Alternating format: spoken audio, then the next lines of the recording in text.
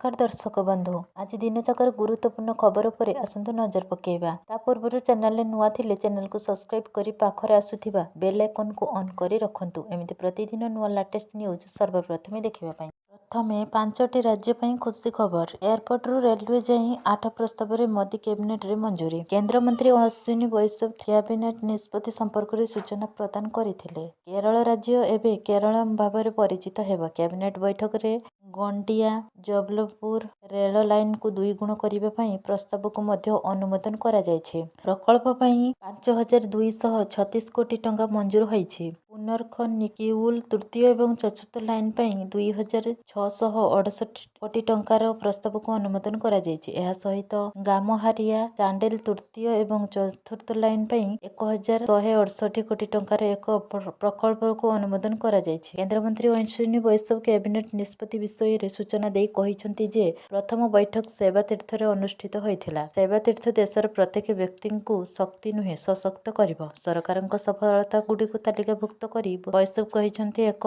दशक मध्य 250 नियुत लोकों को दारिद्र्य मुक्त करा जायछि। आयुष्मान योजना सेवा स्वास्थ्य सेवा एवं खाद्य जगाई देउछि एवं स्वच्छता योजना अधीन रे शौचालय एवं स्थायी घर जगाई दिया जायछि। परवर्ती खबर सस्ता हैला सोना रूपा दाम शुणिले खुशी होइजिबे। गतकाली सोना एवं रूपा मूल्य रे अचानक वृद्धि पर आज बजार रे उभयर मूल्य ह्रास पाइछि। गतकाली सोना प्रति 10 ग्राम 1,62,000 थिबा बेले रूपा 3 लाख छुईथिला किंतु आज लाभ बुकिंग जोगु मूल्य सामान्य ह्रास पाइछि। आज सकाळ 9 रे एमसीएक्स रे एप्रिल फ्यूचर्स पई 24 कैरेट सोनार मूल्य 1000 टंका रु अधिक ह्रास पाई प्रति 10 ग्राम 1,60,000 रे पहुंचिछि। सेपटे रूपा मूल्य रे मध्य 1300 टंकार ह्रास देखिबाकू मिलिछि। वर्तमान रूपा प्रति किलोग्राम 2,63,939 टंका रहिछि। आज मल्टी कमोडिटी एक्सचेंज एवं सराफा बजार दुईटी जगह सोना एवं रूपार भल कारबार चलीछि। गतकाली क्रय पर आज निवेशक माने बिक्री करुछन्ति। 24 कैरेट सोनार मूल्य वर्तमान 10 ग्राम पिछा 1,60,688 टंका रहिछि।